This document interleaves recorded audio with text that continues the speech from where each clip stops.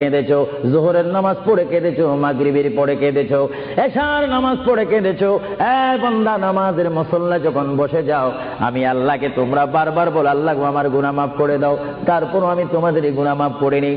তারপরও তোমরা নিশি রাত্রে, মানুষ যখন ঘুমে যায়, তোমার বিবি যখন ঘুম যায়, তোমার ছেলে যখন ঘুম যায়, তুমি নিশি রাত্রে ঠান্ডা পানি দিয়ে ওযু বানিয়ে নামাজের মুসল্লায় বসে তুমি আবার যখন ডাক দাও, রব্বুল আলামিন, পৃথিবীর কোন মানুষ আমার গুনাহ সম্পর্কে জানে না, তুমি আমার গুনাহ সম্পর্কে জানো। আমি এমন গুনাহ করেছি আমার বিবি জানে না, বিবি গুনাহ করেছে আমি জানি না। আল্লাহ, তুমি সব কিছু জানো। হে আমার প্রভু, তুমি আমাকে মাফ করে দাও। আমার আল্লাহ বলে, তারপরও যদি তোমাদেরকে আমি মাফ না করি, তারপরও বান্দা তোমরা আমার রহমতের দরজা থেকে ফিরে যাইও না।